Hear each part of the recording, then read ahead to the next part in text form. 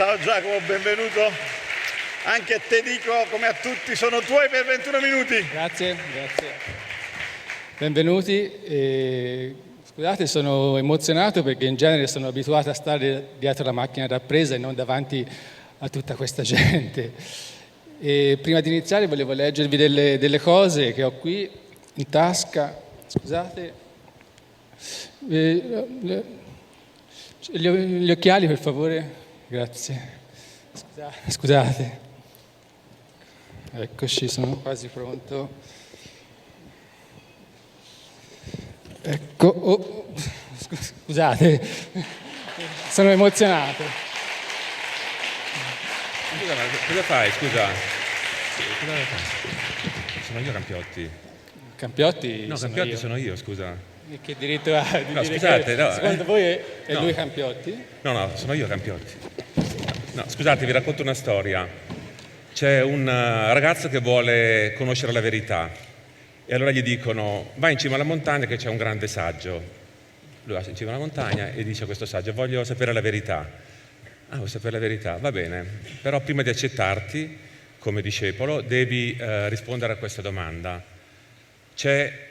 Chiudi gli occhi, pensa, c'è una bottiglia di vetro con dentro un'anatra. Come fai a far uscire l'anatra dalla bottiglia senza uccidere l'anatra e senza rompere la bottiglia? Vai e domani mi porti la risposta.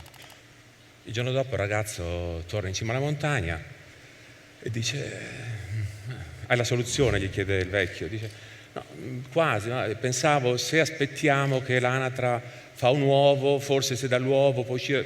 Dice: no, pensaci ancora. Il ragazzo torna giù, il secondo giorno torna, dice: hai la soluzione? Ma quasi, pensavo, se mettiamo la bottiglia al fuoco piano piano senza ammazzare l'anatra, però sciogliamo il vetro. Dice: no, niente, va bene. A questo punto il ragazzo dice: va bene, allora niente verità. Riparte per tornare al villaggio. Mentre sta scendendo, comunque torna un attimo indietro e dice: scusa, ok, io non sarò più, non mi hai accettato come discepolo, ma dimmi qual è la soluzione? E il saggio gli dice: tu vuoi che l'anatra sia fuori dalla bottiglia? Sì, è già fuori.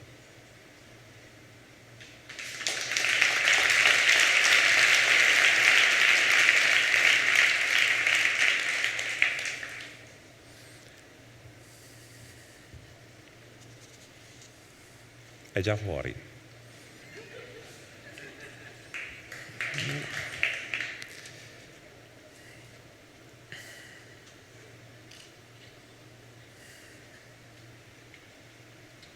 Io sono arrivato al cinema per caso, devo dire la verità, proprio per fortuna. Da piccolo non amavo l'odore della pellicola, non sono stato mai un cinefilo. Ho fatto tanti altri lavori nella mia vita prima di arrivare al cinema. Ho fatto l'artigiano, ho fatto l'agricoltore, ho costruito mongolfiere, tutti lavori che mi davano da vivere. E poi una volta per caso sono arrivato su un set, ero a Rimini, su una spiaggia, ho visto questo set e siccome sono molto curioso ho aiutato queste persone a lavorare e dopodiché sono riuscito, insomma, loro mi hanno chiamato per continuare a lavorare con loro, all'inizio a portare le cose, il caffè, però fin dalla prima volta che sono arrivato su un set ho capito che quello era quello che avrei voluto fare, insomma, perché non mi sembrava un lavoro. Cioè mi sembrava esattamente quello che io cercavo di fare nella vita. Così, fin da piccolo io, come tutti i bambini, quindi anche voi, no, ci siamo immaginati sempre, guardavo i grandi e mi sembravano veramente degli attori. Cioè, anche se forse non sapevo nemmeno cosa fossero gli attori, però i comportamenti, le cose, come la gente fa, come cambia, mi sembrava tutto un po' irreale. E poi ero molto così affascinato anche dalla bellezza che c'è io ho la fortuna di essere nato in campagna e, insomma, ero un grande frequentatore proprio della campagna, dei boschi, così, proprio per natura mia. E quindi trovarmi poi in questo mondo irreale che tu potevi costruire realizzando, concretizzando, visualizzando le tue intuizioni, i tuoi pensieri, così mi sembrava una cosa incredibile, un grande dono, no? Non era un lavoro soprattutto, era un grande gioco, mi sembrava di continuare a essere e di poter fare il bambino. E infatti così è stato, diciamo, ho fatto la trafila, ovviamente appunto assistente alla regia, poi aiuto regista con Monicelli, ho fatto Marchesa del Grillo, speriamo che sia femmina, forse qualcuno li conosce, così, e poi ho iniziato a fare i miei lavori. Così, io ho un modo di lavorare un po' particolare, diciamo, io dico procedo per tentazioni più che per tentativi, cioè mi lascio molto spesso, cerco sempre di lasciare aperta sempre la porta alle possibilità. No, diciamo. Io per esempio in sceneggiatura ho avuto la fortuna di lavorare con un grande sceneggiatore che ha fatto i film con Nikita Mikhalkov, che si chiama Alessandra Dabashan, e quando abbiamo scritto il primo film insieme gli ho detto: guarda, io lavoro così, ogni mattina prendo la Vespa, adesso vivo a Roma, no? Ti propongo, lavoriamo così, prendiamo la Vespa, andiamo in giro e ogni giorno lavoriamo in un posto diverso. E lui all'inizio era un po' sorpreso perché era abituato a lavorare seduto in stanza, capito? Ho detto: ma proviamo a far così, poi se non ti piace facciamo come, ritorniamo in un ufficio, in una stanza, così. E invece così ogni mattina esco, a seconda del tempo, se è bel tempo andavamo in un parco, in una piazza, se era brutto tempo ci infilavamo negli alberghi oppure a qualche casa di amici, così, e lavoravamo lì. Cioè non lavoravamo, un po', a volte stavamo in silenzio passeggiando per la città, a volte parlavamo invece molto fitti, così, però le cose uscivano, sono sempre uscite le cose, non solo, ma mi rendevo conto che durante la giornata c'era sempre qualcosa che succedeva vicino a noi, un pezzo di dialogo che sentivi passare, che sentivi dire da due persone che passavano, una situazione che vedevamo davanti, che incredibilmente, proprio in maniera così forte, eclatante, aveva a che fare con quello che stavamo facendo, e per cui noi non facevamo altro che scrivere e copiare. Tantissime volte è successa questa cosa. E lo stesso anche quando faccio, per esempio, i sopralluoghi, no, del film, che è un altro momento molto bello, quando devi cercare i posti dove realizzare la tua storia, no? Che è una fase molto bella e anche molto cruciale, perché è l'inizio dove, diciamo, la finzione deve diventare realtà, no? Tu nella tua testa hai un mondo immaginario completo, preciso, no? Io proprio vedo gli attori come sono vestiti, mi immagino la scena, il posto, e poi devi trovare appunto le facce giuste, gli attori veri, i posti che corrispondono, no? Allora anche lì abbiamo gli scenografi, le persone che ti preparano il terreno, ma poi tu devi trovare, no, scegliere i luoghi giusti. E io per esempio appunto molto spesso in Marocco, per esempio per il film Il tempo dell'amore, in Marocco andavamo in giro con una macchina che in continuazione si rompeva le gomme. Chi è stato in Marocco forse lo sa. Abbiamo bucato, non esagero, credo 20 volte la gomma in 3 giorni. Le gomme sono anche molto rovinate, molto vecchie, e quindi gli altri si incazzavano, così io invece magari ne approfittavo per andare a camminare così. Beh, devo dire che il posto più bello del film l'ho trovato così, cioè quelli che dovevano portarmi a vedere i posti, quel posto l'avevano scartato, perché cercavamo un ospedale, doveva ambientare un ospedale da campo del 1800. Io ho detto: ma io voglio una cosa fatiscente, così, insomma sono arrivato a una miniera bellissima abbandonata, dove poi ho ambientato le scene più belle del film e ho messo un ospedale militare dentro in questa miniera abbandonata, no? Ecco, poi ho fatto un altro film che si chiama I Coccodrilli, che è stato candidato al Golden Globe, che mi ha dato molta soddisfazione, e lì, raccontando quella storia, che è una storia che io ho preso dalla Bibbia e dal Corano. Il Corano dice: questa è la storia più bella, che è la storia di Giuseppe e i suoi fratelli. Anche lì, lavorando su questo personaggio, mi sono a un certo punto reso conto di un'altra cosa, no? Perché tutto mi sembrava un po' irreale. Mi sono reso conto che comunque tutti i film sono uguali, sono molto simili, e a noi forse piace tanto andare al cinema o ci piace ascoltare le storie, perché ogni storia parla di noi, di una parte della nostra personalità, no? Io parto sempre, diciamo, da una domanda. I miei film, ecco, non ho mai niente da dire, onestamente. Non è che devo seguire un filo ideologico oppure qualcosa da spiegare. Nascono da una sincera domanda, e dando questa risposta nella ricerca, capito, io cerco di essere sincero, no? L'originalità non è data dal tema, ma da come lo affronti, no? Tutto è stato già detto, tutto è stato scritto, lo sappiamo, no? Però penso che ognuno di noi è unico, no? Ognuno di noi ha qualcosa di unico, di profondo. Ecco, se tu lo tiri fuori, a quel punto trovi l'originalità, no? Grazie. E mi sono reso conto appunto che la storia parla di noi, no? Cioè che il grande eroe di cui parla anche Jung, no? Che ogni storia è la storia di un eroe, di questo percorso che c'è, delle difficoltà che trova, è sempre l'eterna lotta dell'uomo, no? L'eterna lotta dell'uomo. Pensiamo a Biancaneve, penso alla più semplice, la storia più semplice che sappiamo tutti, no? La lotta, io la leggo così, tra l'ego e l'anima, tra le due pulsioni che ognuno di noi ha, no? Cioè Biancaneve, l'anima pura che sta benissimo, non vuole niente, e l'ego invece che vuole il potere, che si specchia, ha paura della purezza, ha paura dell'anima, no? E a un certo punto vuole vincere, vuole soccombere, al che l'anima scappa, fa il suo percorso nel bosco, i 7 nani, per chi vuole sono i 7 chakra, insomma, tutto il suo percorso, e poi alla fine sta per morire, anzi è quasi morta, e alla fine ritrova l'unione, arriva il principe, e qui si potrebbe parlare di chi è il principe, di cos'è il principe, e alla fine vince, no? E i coccodrilli, la storia è la stessa, e questo adesso non voglio entrare nel dettaglio, però è sempre la storia di una persona che rappresenta una parte di noi, che lotta con una parte invece della sua famiglia, che gli rende la vita molto difficile, ma che poi è sempre una parte di noi stessi, di queste diverse anime. A questo punto, siccome voglio essere sincero per questa grande occasione, questo invito ecco, ho pensato che non potrei continuare a raccontarvi del mio lavoro, tutto, però ho pensato che voglio dirvi la verità, no? Penso che la meritate. E la mia vita è cambiata, perché a un certo punto, da queste piccole cose che sono successe nel lavoro e anche nella mia vita fuori, cioè nel fatto che tante volte la realtà corrispondeva esattamente alle mie aspettative. Io a volte ho trovato dei set, dei posti che erano esattamente uguali a quelli che io mi immaginavo. Oppure ho iniziato a cambiare atteggiamento. All'inizio io ho fatto un film ogni 4 anni, tipo 3 o 4 anni, e diciamo avevo questa grande disponibilità da una parte, no?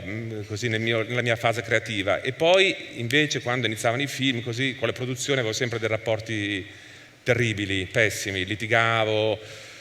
Devo dire che non è una situazione facile, per cui avevo anche i miei motivi, no? Voglio dire, non avevo un caratteraccio, almeno mi dicono che non ho un caratteraccio, però diciamo vedevo sempre i problemi e mi scontravo con i problemi testa contro testa. Poi devo dire che quasi sempre poi vincevo, però a grandi prezzi, credo, anche miei personali probabilmente, del tempo che passava, di meno cose che facevo, no? E a un certo punto anche lì ho visto che se cambiava il mio atteggiamento cambiavano le cose, ma non è un discorso teorico, è un discorso tremendamente concreto che mi ha quasi spaventato tante volte, e mi rendevo conto che il problema ero io, cioè che l'anatra è nella bottiglia se lo pensi tu, se è già fuori è fuori, no? Ci tengo a dire che io non ho nulla di speciale, no? Io non ho nulla di speciale. Io ho avuto l'esperienza di avere accesso alla cosa più gratis che c'è per tutti, capito? Ecco, non voglio, io adesso quando dico queste cose, non voglio parlare di me, veramente. Io ho avuto la fortuna, grazie anche a degli aiuti, così, di sperimentare delle cose nella mia vita che mi hanno aiutato moltissimo, e sul lavoro mi hanno aiutato moltissimo anche. E quindi voglio dire, se ne parlo, ripeto, non è per dire quanto sono bravo, ma è per dire che io ho trovato una fonte miracolosa, ecco, e quindi è di questo che vorrei parlarvi, che applico nel mio lavoro sistematicamente, no? Cioè, mi sono reso conto che usavo sempre una parte della mente, no? Adesso non voglio fare le teorie, le fa molto meglio Patrizio di noi, cioè, altre persone, però che usavo una parte della mia mente che è quella che ripete le esperienze passate, che si rifà al passato, no? Che si rifà, o addirittura quella delle paure, del subconscio, no? Che vede sempre la porta chiusa, oppure la mente razionale, quella che invece vede tante porte. Ok, ci sono tante porte, devo scegliere quale, allora devo rimboccarmi le maniche, devo lavorare, così. E a quel punto perdi tempo, fai fatica a decidere. E poi invece a un certo punto dico, ma la porta non c'è, non esiste, non c'è porta. Cioè, mai farsi fregare dalla mente. Veramente da quel momento lì io ho avuto un click, ma che è molto concreto, ripeto, è molto poco mistico, è molto concreto. Poi se vuoi può essere anche mistico, ma è veramente che ti di colpo. E allora, nella mia esperienza personale, io dietro ai problemi ho iniziato ad avere delle soluzioni pazzesche che hanno migliorato molto di più quello che io volevo fare. Ultimo esempio, adesso ho appena girato un film in Bulgaria, La figlia del capitano, andrà in onda sulla Rai 1, penso in primavera, E abbiamo fatto tutti i sopralluoghi nella Repubblica Ceca, un film ambientato nella Russia del 1700, per cui abbiamo trovato tutti i posti bellissimi, fantastici nella Repubblica Ceca. Arrivati alla fine delle sopralluoghi, prima di iniziare il film, la produzione dice: non abbiamo i soldi, dobbiamo andare in un altro posto che costa meno, dopo tutto un lavoro, dobbiamo andare in Bulgaria. La Bulgaria io la conosco, cioè è molto più povera, molto più difficile da girare, è molto meno varia, insomma non era il luogo adatto, quindi la mia prima reazione è stata quella di dire: ma no, di fare subito la lotta, ma come, adesso parlo con la RAI?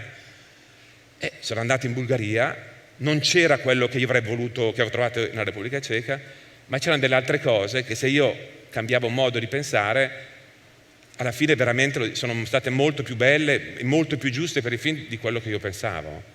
Ecco, questo dico un piccolo esempio, ce ne sono altri anche più eclatanti, perché a un certo punto ho iniziato a vedere che era così nella mia vita, cioè tutte le volte che nella mia vita io mi sono lasciato andare, e purtroppo l'ho detto prima, io non sono un esempio perché lo faccio molte poche volte, vorrei farlo sempre, ma qualche volta non ci riesco, perché sempre la mente vuol controllare, no? Pensiamo tutti di essere padroni del nostro futuro, no? E allora pensi: devo fare un lavoro, poi ho bisogno di questo, di quello, così.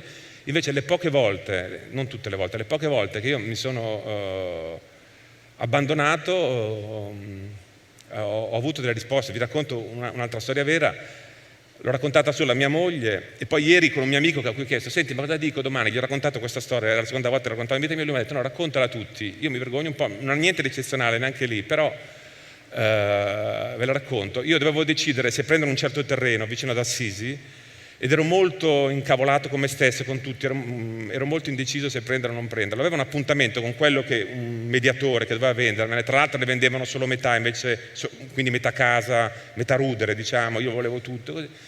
E quindi non sapevo neanche se andare o non andare. A un certo punto avevo la macchina, io ero ospite in un posto, diciamo, a una decina di chilometri da lì. Ho detto, voglio sfidare, chiamalo Dio, chiamalo universo, chiamalo energia, chiamalo quello che vuoi, no, voglio sfidare questo. Sono uscito a piedi, ho detto: voglio vedere cosa succede. Io ho fatto 100 metri, avevo un appuntamento con questa persona in un benzinaio di una frazione che si chiama Morano Osteria, un benzinaio che adesso tra l'altro l'hanno anche chiuso. Quindi non so neanche se c'è davvero, perché io faccio 100 metri e si ferma una persona che io conoscevo di vista, dice: ma dove vai, Giacomo? Io vado a fare benzina, vuoi venire? Io sono salito su quella macchina, mi ha portato al benzinaio, dopo un minuto è arrivata la persona, erano tipo le 3 del pomeriggio, io alle 5 ho finito, sono rimasto lì, ho fatto altre cose, non volevo tornare, era inverno, alle 9 di sera, 9 e mezza di sera, era inverno, era veramente buio, la nebbia, le pioggerella, proprio è un posto, chi lo conosce, non c'è nessuno, non passano macchine. Io ho detto: cosa faccio? Mi rimetto, vado a piedi, non so, ero sempre in quell'attitudine veramente di svuotamento mio, no? Sono arrivato a quel benzinaio, nel buio più totale, vi giuro, a un certo punto c'è una macchina che fa così, tu, mette i fari. Vado vicino, c'è una persona e dice: ah, sei Giacomo, sì, vieni, io vado, e mi dice esattamente dove devo andare io. Vuoi un passaggio? E io dico: sì. Dico: ma tu cosa fai qui? E lui dice: aspetto mia moglie. E intanto accende la macchina. Dico: allora aspettiamo tua moglie. No, ma mia moglie è già andata. Come è già andata? Sì, è già andata. E mi ha portato lì. So che sembra un pazzo, però no, è così. Ripeto, io non ho niente di speciale. Ripeto, no, vi assicuro, non ho niente di speciale. Ho tante storie di persone che però devono raccontare loro, capito, che vi posso raccontare. Questa è anche piccolina come storia, cioè fa anche ridere, non raccontatela. No, ma ecco, un'altra cosa che mi hanno detto sempre nel mio lavoro, che mi dicono tutti i miei amici, questa è un'altra cosa che invece posso dirvi, diciamo: tu hai un sacco di energia, no? Perché effettivamente il lavoro del cinema richiede un'energia pazzesca, no? Tutti i lavori, la vita richiede energia. Ecco, io ho moltissima energia, mi dicono, adesso ho finito, sono andati in onda 2 miei film, Filippo Neri, con Gigi Proietti per chi l'ha visto, poi Sorteggio con Fiorello e Faletti, ho girato un altro film, ho un piccolo figlio, il mio terzo figlio da una settimana, per cui insomma grazie. Ecco, allora tutti mi dicono, e io dico, io l'energia la prendo, cioè ci sono dei modi semplicissimi, degli piccoli esercizi che ti danno l'energia, perché l'energia è alla portata di tutti. Il problema è che è gratis e allora nessuno la vuole, capito? Nessuno, perché sì, è proprio così. Ecco. Allora io dico, la prima cosa, se dovessi dire, dai consiglio a qualcuno così, che non mi dico, alziamo l'energia. Quando ti alzi la tua energia, alza il livello della tua vita, pazzescamente, capito? Alzare il livello dell'energia vuol dire alzare anche il livello del corpo, ti cambia la vita. C'è un minuto, facciamo un piccolo esperimento. Guardate, mettetevi tutti giù così, lasciatevi cadere proprio giù tristi così. Provate a dire sono felice, provate a dirlo. Sono felice, ci credete? Adesso alzatevi, chi si può alzare si alzi, alzatevi, fate così, fate un respiro, facciamo un respiro, veramente. Adesso prova a dire, guardate in alto e di sono depresso. No, provate. Allora vi dico, non vi è mai successo di essere stanchi, morti alle 10 di sera a casa, distrutti davanti al televisore con i piatti da lavare? Dice, Madonna, non mi alzerei neanche un momento per morto. Suona il citofono, c'è il tuo primo amore. Cazzo, di colpo ti alzi, di colpo cioè ti è passata oppure il tuo amico della tua vita e fai tutta la notte in piedi. No, veramente è una cosa scientifica, ma perché? Allora quell'energia vuol dire che c'era. Cioè, vuol dire che sei tu che non la utilizzi, che non la stavi utilizzando, no? Non è che ti è arrivata l'energia. Se tu eri veramente morto, dici non posso neanche alzarmi, non posso neanche andare a letto, dormo sul divano perché non ce la fai. E poi di colpo, dopo 6 ore, dici cazzo, ma ecco. Comunque il tempo è finito, avevo molte cose più da dire. Ho un piccolo film, un omaggio a Napoli, a Paoletti e Giuseppe Moscati, un piccolo spezzone di un film, non so se va in onda adesso o dopo. Se non mi fermano io continuo.